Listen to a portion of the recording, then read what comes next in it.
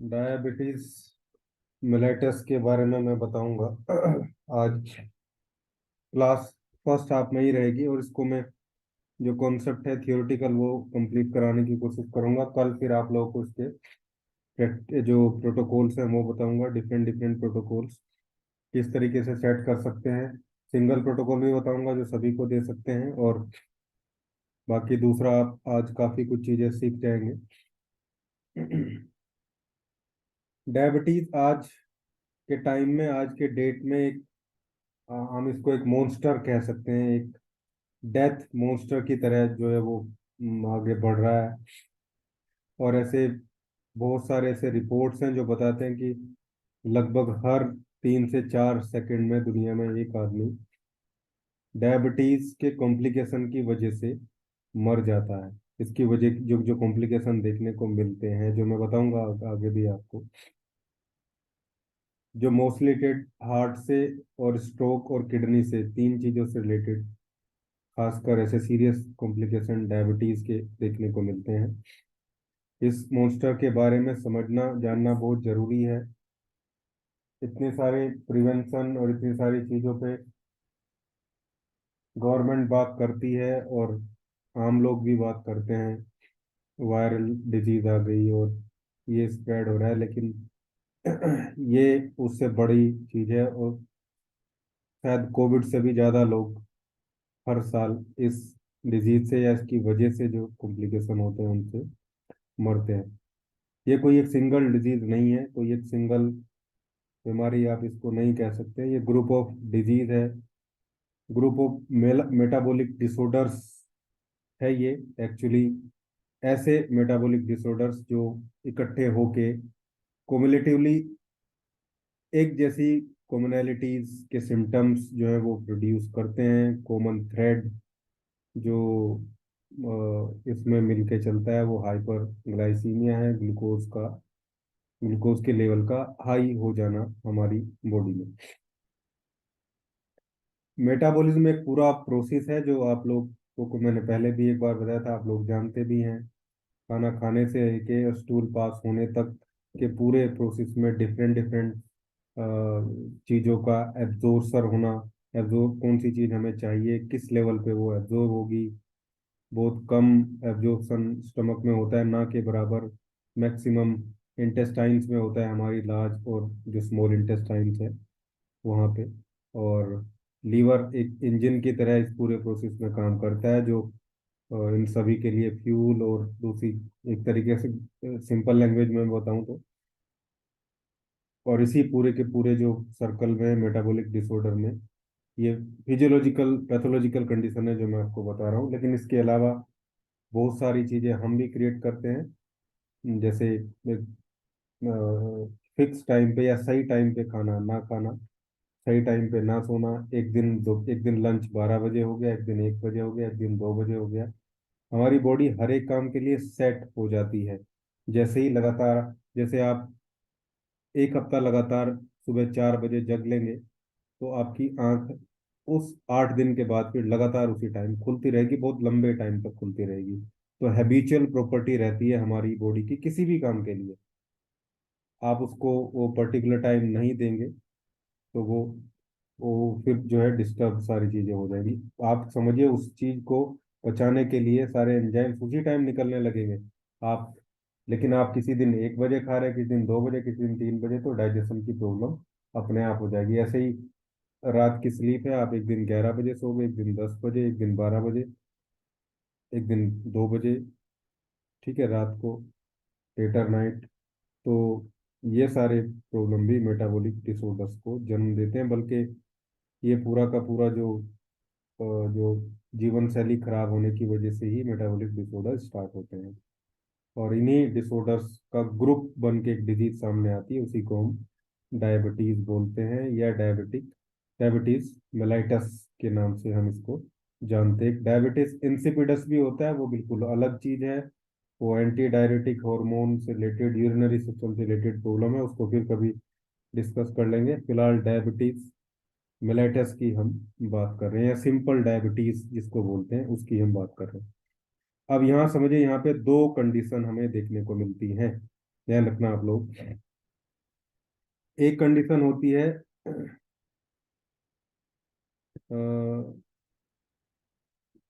Less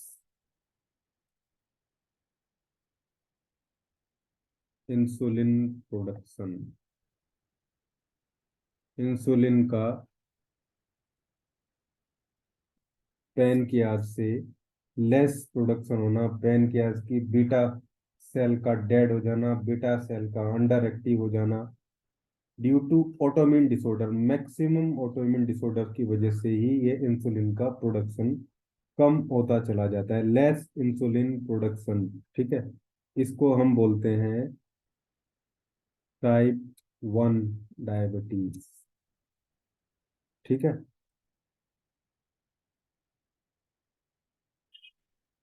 दूसरा होता है रेजिस्टेंस।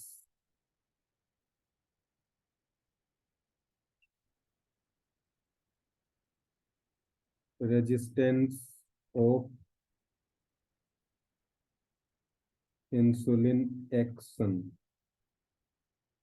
इंसुलिन तो सही मात्रा में प्रोड्यूस हो रहा है, ठीक है, लेकिन जो रिसेप्टर्स हैं उसको एक्सेप्ट करने के लिए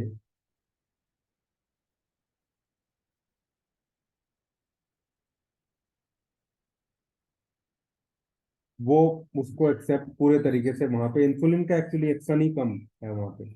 ठीक है, रेजिस्टेंस क्रिएट हो रहा है, उस पूरे तरीके से इंसुलिन वहां पे एक्सेप्ट नहीं हो रहा है, वहां पे बाइंड नहीं कर रहा है रिसेप्टर्स के साथ में। ठीक है,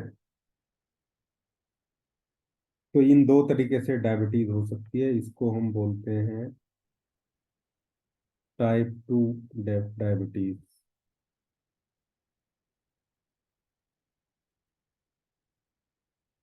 mostly type 1 diabetes young age में देखने को मिलता है, और टाइप 2 डायबिटीज लेटर एज में देखने को मिलता है, लेकिन इसका उल्टा भी रहता है।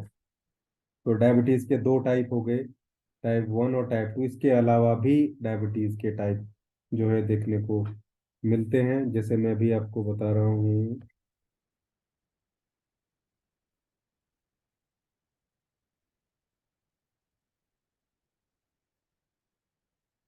गेस्टेशनल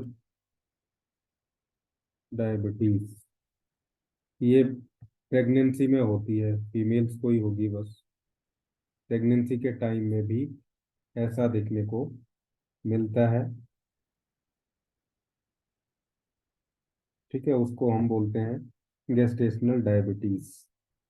कई बार ये टेम्परेरी रहती है, मैक्सिमम केस में टेम्परेरी रहती है, लेकिन इसके अलावा भी दो सिचुएशन और हैं।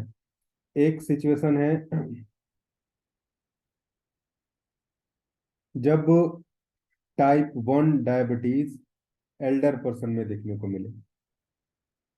मतलब जो जिस पर्सन की एज 20 ईयर से ज़्यादा है, या मैं बोलूँ 30 ईयर से भी ज़्यादा एज है, और 40 ईयर से भी ज़्यादा एज है, उसको टाइप 1 डायबिटीज देखने को मिल रही है। इंसुलिन का प्रोडक्शन लेस हो रहा है, इंसुलिन का प्रोडक्शन उतना नहीं हो रहा है, तब हम उसको बोलते हैं लेटेंट ऑटो इम्यून डायबिटीज। मतलब लेटर एज में ऑटो इम्यून डायबिटीज होना, या latent autoimmune diabetes of adult, LADA, लाडा, ऐसे भी इसको प्रोनाउंस किया जा सकता है या किया जाता है मेडिकल बुक्स में। ठीक है,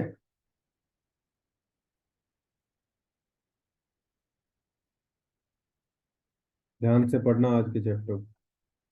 लेटेंट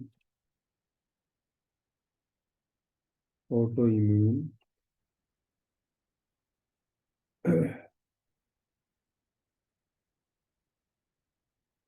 डायबिटीज ऑफ एडल्ट। ठीक है, ये क्या है? Type 1 diabetes of elderly peoples. दूसरा टाइप 2 डायबिटीज, जो कि एल्डर एज में होती है, बच्चों को नहीं होती है मोस्टली। अगर वो यंग एज में देखने को मिले, 17 साल, 15 साल, 18 साल, कि बच्चे को अगर टाइप 2 डायबिटीज देखने को मिले, तब हम उसको बोलते हैं मैच्योरिटी ऑनसेट डायबिटीज हो यंग, MODY। इसको लिख दूं मैं थोड़ा, टाइप 1 डायबिटीज हो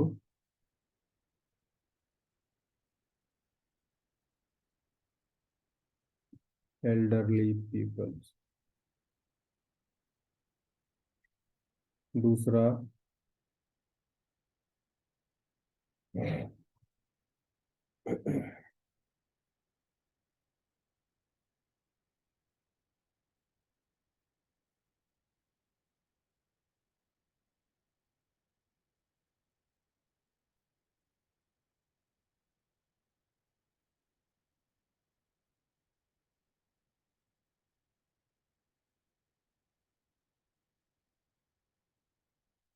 ठीक है, छोटी एज के लोगों को अगर टाइप 2 डायबिटीज, ठीक है, टाइप 2 और यंग। यंग मतलब 17-18 साल या उससे नीचे के बच्चे की मैं बात कर रहा हूँ। तो इस तरीके से हम डायबिटीज को देख सकते हैं, समझ सकते हैं। एक अच्छे फिजिशियन को इन सभी के बारे में पता होना जरूरी है, ना केवल टाइप 1 और टाइप 2 के बारे में जो सिंपली डिफाइन कर दिए जाते हैं। उसके अलावा ये कई बार क्रॉस भी करते हैं, मतलब टाइप 1 में डिफाइन कर दिया कि ये बच्चों को होती है, ऑटोइम्यून डिसऑर्डर है, या फिर ये बड़ों को भी हो सकती है, ऐसा बोला जाता है। लेकिन अगर वो बड़ों को हो जाए तो फिर उसको लेटेंट ऑटोइम्यून जो है डायबिटीज बोला जाता है। टाइप 2 डायबिटीज जिसमें रेजिस्टेंस इंसुलिन का होता है, वो मोस्टली बड़ों को होती है, लेकिन छोटों को भी हो सकती है। पर जब छोटों को होगी तब उसको MODY, maturity onset diabetes of young peoples या यंग, ऐसे हम उसको मेडिकली टर्म में डिफाइन करते हैं। गेस्टेशनल डायबिटीज जो प्रेगनेंसी में देखने को मिलता है, और इसमें दोनों चीजें हो सकती हैं। जो गेस्टेशनल डायबिटीज है इसमें लेस प्रोडक्शन और रेजिस्टेंस, ज्यादातर दोनों चीजें ही देखने को मिलती हैं जब ये होती है तो। यानी कि अब मैं बोलूँ कि डायबिटीज क्या है, तो diabetes is less production of insulin और रेजिस्टेंस ऑफ इंसुलिन एक्शन, और बोथ, यानी कॉम्बिनेशन ऑफ बोथ, मतलब दोनों का कॉम्बिनेशन भी इसमें देखने को मिल सकता है। ज्यादातर लोग समझते हैं मेडिकल प्रोफेशनल के अलावा भी, और मेडिकल प्रोफेशनल भी काफी ज्यादा लोग जो डिस्क्राइब करते हैं या बताते हैं वो यही है कि ये एक कार्बोहाइड्रेट, इसमें कार्बोहाइड्रेट्स का या केवल कार्ब्स का मेटाबॉलिज्म जो है वो डिस्टर्ब रहता है। लेकिन एक्चुअली ऐसा नहीं है। इसमें हम ये कह सकते हैं कि कार्बोहाइड्रेट का जो मेटाबॉलिज्म है वो तो डिस्टर्ब होगा ही, उसके साथ साथ प्रोटीन और लिपिड का मेटाबॉलिज्म भी डिस्टर्ब रहता है। प्रोटीन और लिपिड का मेटाबॉलिज्म डिस्टर्ब रहता है, इसी वजह से ये इतनी सारी प्रॉब्लम जो प्रोटीन और लिपिड से जुड़ी है उनको भी साथ में लेके आती है। इसके जो कॉम्प्लिकेशन है, इसके कॉम्प्लिकेशन बहुत इम्पोर्टेंट है हमें समझने, इसको ट्रीटमेंट करने के लिए भी, खासकर क्रोनिक केस में। तो कॉम्प्लिकेशन की हम बात करें, आगे चलते हैं। ये डायबिटीज का एक तरीके से डेफिनेशन जो मैंने आपको बता दिया, डायबिटीज एक्चुअली क्या है। इसमें जो ग्लूकोज लेवल है वो रेज मिलता है। पैथोफिजियोलॉजिकल चीजें वो अलग होती हैं कि कैसे इंसुलिन को निकालता है, कैसे डालता है, वो सब अलग प्रॉपर्टी आ जाती है बिल्कुल। फिलहाल हम डिजीज की बात कर रहे हैं। इसके कॉम्प्लिकेशन में सबसे ज्यादा जो प्रॉब्लम देखने को मिलती है, उन प्रॉब्लम को हम कैटेगराइज करके करते हैं, कैटेगराइज होती हैं वो वास्कुलर प्रॉब्लम्स। ठीक है, वेस्कुलर, वेसल से रिलेटेड जो प्रॉब्लम है, ये सबसे बड़ा डिसऑर्डर है, सबसे बड़ा मैं समझूंगा कॉम्प्लिकेशन है जो डायबिटीज मेलाइटस का जो हमें देखने को मिलता है। वेस्कुलर प्रॉब्लम, ठीक है। वेस्कुलर प्रॉब्लम्स में भी आप समझिए, बिग वेसल्स से रिलेटेड प्रॉब्लम, बड़ी जो वेसल्स हमारी बॉडी में है उनसे रिलेटेड जो प्रॉब्लम्स है वो, और स्मॉल जो वेसल्स हैं उनसे रिलेटेड प्रॉब्लम्स दोनों हमें देखने को मिलती हैं। तो मुझे ऐसा महसूस हो रहा है कि मुझे हुआ था अभी ये, शायद कोविड जैसा ही कुछ था। 4-5 दिन बाद भी ये पीछा नहीं छोड़ रहा है, खासकर मेरे नाक की बैंड बजी है, गले की और नाक की एकदम।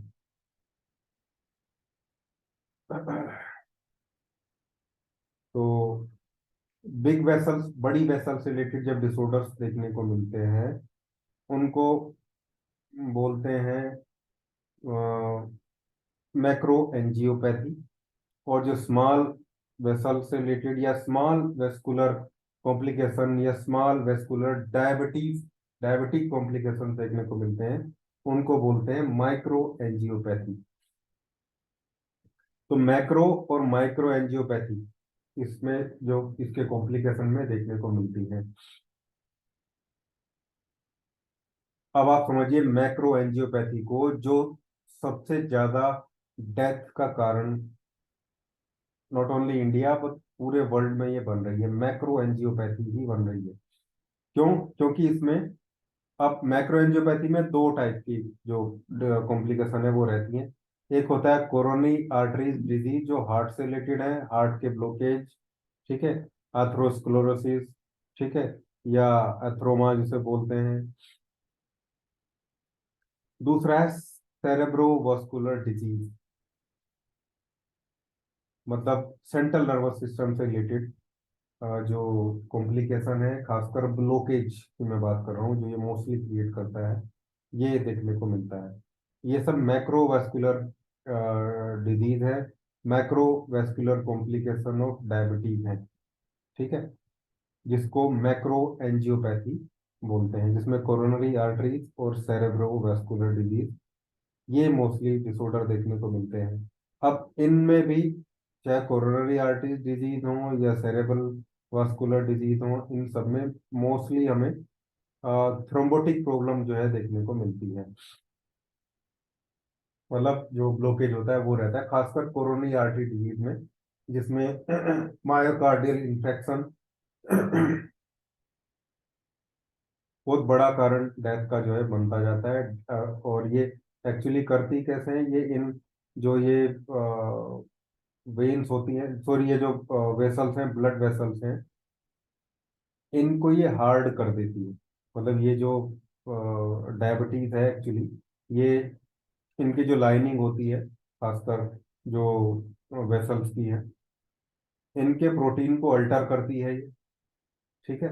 और अल्टर करके इनमें हार्डनिंग क्रिएट होती है। हार्डनिंग के साथ साथ एक और बड़ी प्रॉब्लम है, इसमें बहुत छोटे छोटे लेवल के जो क्रैक्स हैं वो देखने को मिलते हैं। हालांकि ये माइक्रो में ज़्यादा होता है, लेकिन मैक्रो में भी ये, क्योंकि हार्डनेस होती है इन जो वेसल्स की, और हार्डनेस की वजह से ही इनमें ये सारा जो खासकर जो ब्लॉकेज का प्रॉब्लम है ये देखने को मिलता है। लेकिन केवल ब्लॉकेज ही नहीं, अब कोरोनरी आर्टरी डिजीज में जो मैक्रो एंजियोपैथी है, ठीक है, macro angiopathy complication, vascular complication है। वास्कुलर कॉम्प्लिकेशन दो टाइप की है, मैक्रो और micro.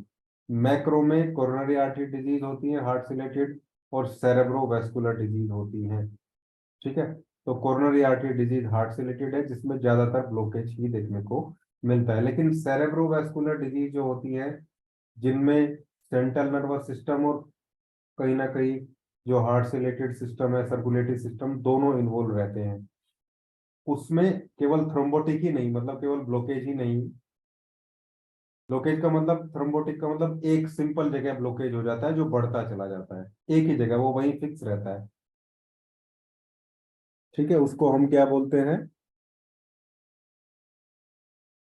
Thrombotic vascular disease due two diabetes. दूसरा स्टेनोटिक भी हो सकता है, मतलब जो ब्लड वेसल्स है उसका थिनिंग, उसका पतला होते जाना, ठीक है, ये भी काफी देखने को मिलता है। और थर्ड नंबर का होता है एम्बोलिक vascular disease, एम्बोलिक cerebro vascular disease. अब एम्बोलिक क्या होता है, या एम्बोलिज्म जो ये प्रॉब्लम बनती है, इसमें क्या होता है, जैसे कैरोटिड आर्टरीज होती है हमारी गर्दन में, कई बार इसमें कोई ब्लॉकेज हो जाता है, और वो एक्चुअली फिक्स नहीं रहता, वो ऊपर बढ़ता चला जाता है, क्योंकि ये आर्टरी ऊपर ब्लड सप्लाई कर रही है, तो वो स्टार्ट होगा यहाँ थ्रोट से, थ्रोट में सूजन दिखेगी, थोड़ी आर्टरी फुली हुई दिखेगी। और आप ध्यान रखना, अगर कोई भी पेशेंट आपके पास आता है आपकी फैमिली में, उसकी कैरोटिड आर्टरी फुली हुई दिखती है, उसका साइज बढ़ा हुआ दिखता है, और वहाँ पे पल्सेशन पल्सेटिंग सेंसेशन नजर आता है, तो आप समझिए कि वहाँ पे एम्बोलिज्म उसको डेवलप हो चुका है, उसकी उस आर्टरी में ब्लॉकेज है। बहुत जल्दी उसको इमरजेंसी ट्रीटमेंट की रिक्वायरमेंट है, क्योंकि वो जो थ्रोम्बस है वहाँ पे जिसकी वजह से वो फिक्स हो रहा है, वो एम्बोलिक होगा, मतलब वो ऊपर को जाएगा, ऊपर को जाके वो फिर माइंड में कहीं, दिमाग में कहीं जाके, सर में जाके ब्लॉकेज करेगा, और फिर स्ट्रोक का सबसे बड़ा कारण वो बनेगा।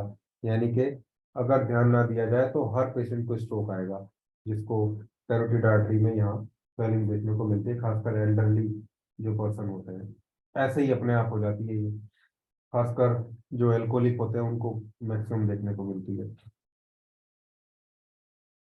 तो स्टेनोटिक, थ्रोम्बोटिक और एम्बोलिक, ये तीन टाइप की प्रॉब्लम मैक्रो में सेरेब्रल जो वास्कुलर सिस्टम होता है उसमें देखने को मिलेगी।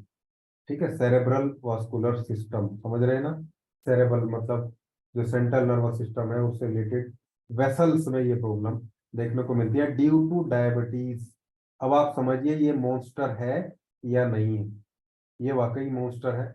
ये ये सारी चीजें डायबिटीज की वजह, हालांकि मैं ये नहीं बोलूंगा कि केवल डायबिटीज की वजह से ये होते हैं, ये सारे डिजीज दूसरी वजह से भी होती हैं, लेकिन डायबिटीज है, अनकंट्रोल्ड है, तो ये होगी ही होगी, जो कि मैक्सिमम पेशेंट के साथ में लेके जाती है।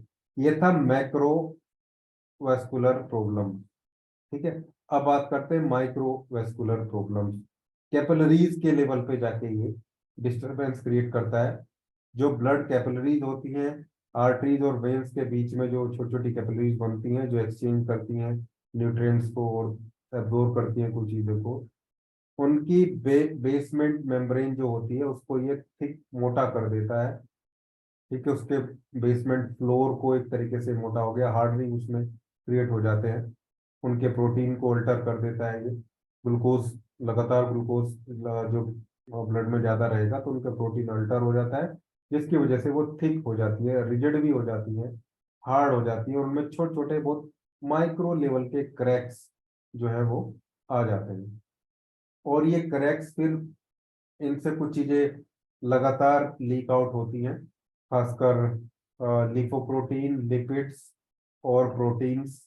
ये जहाँ भी वो वेसल्स अवेलेबल रहेगी, जहाँ पे वो कैपिलरीज रहेगी, उसके इंटरस्टिशियल स्पेस में लीक होंगी बाहर से, और फिर उसको जो है डैमेज करती चली जाएंगी, उसको डैमेज लगातार वहां पे वो डैमेज होगी। तो ये क्या है, इसमें जो कैपिलरीज डैमेज हो रही है इसको हम बोलते हैं माइक्रोवेस्कुलर डिजीज, जो डायबिटीज का कॉम्प्लिकेशन है। अब ये मैं पहले वाला क्यों बताया, क्योंकि वो भी डायबिटीज की वजह से होता है, और ये दूसरे वाला क्यों बता रहा हूँ अब आप सुनेंगे आगे, तो ये भी डायबिटीज की वजह से होते हैं। अब ये जो माइक्रो वेस्कुलर प्रॉब्लम्स हैं, जो स्मॉल वेसल्स की प्रॉब्लम हमें देखने को मिलती है एक पर्टिकुलर एरिया में, ये डायबिटिक पेशेंट में तीन जगह जो है इसको हम देखते हैं। पहला होता है आंखों के लेवल पे।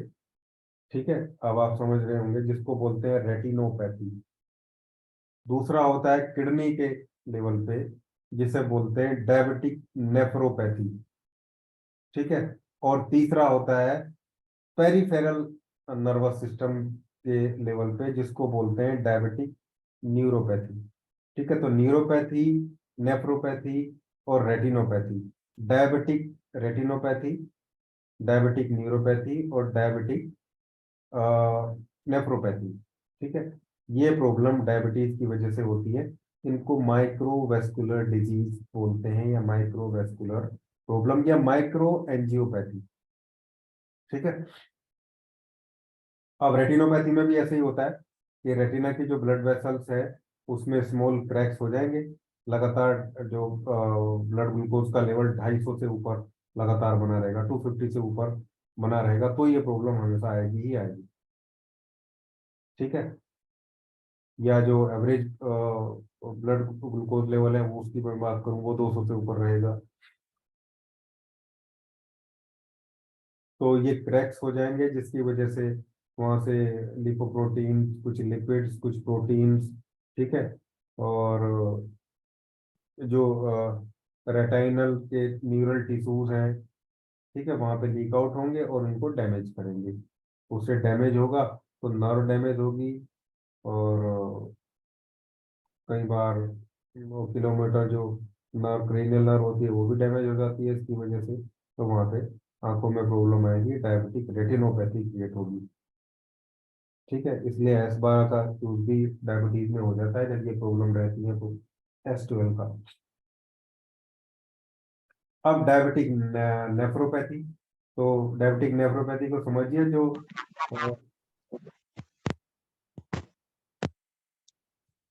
जो ग्लूमर लाई होता है हमारा, जहाँ पे ब्लड एक्सचेंज होकर सारा फिल्ट्रेशन के थ्रू में होता है। अभी मैंने बताया भी था, माइक किसका ऑन है ये?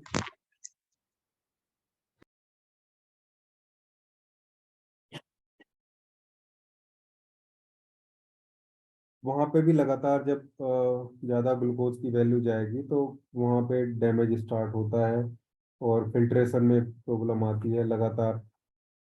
उस कंडीशन में जो फिर वहां से लीक आउट होगा, और वो पूरा का पूरा नेफ्रॉन है, वहां पे मैंने बताया था जो यूनिट होती है किडनी की, नेफ्रॉन, तो नेफ्रॉन में भी डैमेज, जो डिजनरेशन है वो स्टार्ट हो जाता है। होता इसी वजह से है कि उनमें भी क्रैक्स आ जाते हैं, वहां से भी चीजें लीक आउट होने लगती हैं, और जो है उसी को हम फिर डायबिटिक नेफ्रोपैथी बोलते हैं। फर्स्ट हाफ में ही रहेगी मीटिंग, मैंने बताया था, सेकंड हाफ में नहीं जाएंगे। थोड़ी सी प्रॉब्लम एक्चुअली मैं फील कर रहा हूँ, कल तक थोड़ा रिलीफ हो जाएगा, कल इसके प्रोटोकॉल बताऊंगा। डायबिटिक न्यूरोपैथी है फिर, जो लोअर लिम्स में देखने को मिले, क्योंकि सेकंड मीटिंग अभी स्टार्ट करना ठीक, ये जो न्यूरोपैथी है ये कुछ रह जाएगी, न्यूरोपैथी को भी मैं कल आप लोगों को बताऊंगा। फिलहाल तो जो कॉन्सेप्ट मैंने आज बताए, आप इन लोगों को दोबारा सुनना, समझना, और देखना फिर कल डायबिटीज का पूरा प्रोटोकॉल, न्यूरोपैथी की जो प्रॉब्लम है उसका भी प्रोटोकॉल बताऊंगा। ये सारे जो डिसऑर्डर आ रहे हैं ये भी एसोसिएटेड ही तो हैं, तो डायबिटीज को कंट्रोल करना तो जरूरी है ही, साथ में अगर ये प्रॉब्लम भी आ रही है तो इनको भी तो मैनेज करना जरूरी है, डायबिटीज के जो पेशेंट हैं उनको। अभी मीटिंग एंड हो जाएगी तो दोबारा कनेक्ट मत करना आप लोग। न्यूरोपैथी को मैं स्टार्ट नहीं कर रहा हूँ इसलिए, क्योंकि पूरा नहीं होगा। न्यूरोपैथी थोड़ा सा हमें समझना और भी जरूरी है, क्योंकि न्यूरोपैथी के जो पेशेंट हैं वो ज़्यादा मिलते हैं, और इसमें इसका कॉन्सेप्ट भी थोड़ा मुकाबले ज़्यादा है। पहली प्रॉब्लम भी यही आती है डायबिटिक पेशेंट में सबसे ज़्यादा, न्यूरोपैथी की।